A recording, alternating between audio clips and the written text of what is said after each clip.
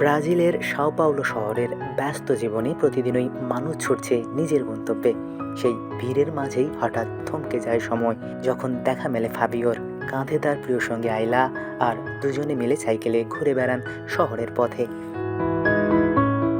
আভেনিদা আনহাইয়া মেলোর ব্যস্ত সড়কে এই দৃশ্য যেন এক টুকরো প্রশান্তি। গাড়ির শব্দ, মানুষের তাড়া, সবকিছুর মাঝেও ফাবিও আর আইলার বন্ধন আলাদা করে চোখে পড়ে।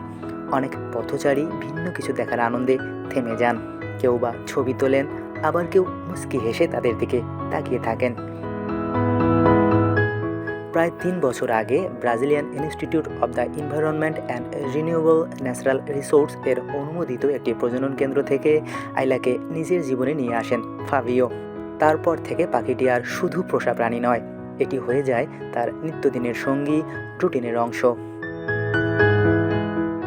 ফাবিও বলেন, এই সময়টুকু তাদের দুজনের জন্যই বিশেষ। তিনি যখন সাইকেল চালিয়ে শরীর চর্চা করেন, তখন আইলা তার কাঁধে বসে চারপাশ দেখে, নতুন নতুন অভিজ্ঞতা নেয় সে। এই যুবক জানান, তিনি এখন আইলাকে উঠতে শেখানোর চেষ্টা করছেন। এখনও পুরোপুরি উঠতে পারে না তোতাটি, তবে ফাবিওর বিশ্বাস একদিন সে ঠিকই আকাশের ডানা মেলবে। তবে এই গল্প শুধু আনন্দের নয়, পথের মাঝে অনেক সমালোচনাও শুনতে হয় ফাবিওকে। কেউ কেউ তার মানসিক স্বাস্থ্য নিয়ে প্রশ্ন তোলে, অনেকে দেন হুমকি। এত কিছুর পরেও ফাবিও শান্ত থাকেন, কাউকে কোনো প্রতিক্রিয়া দেখান না।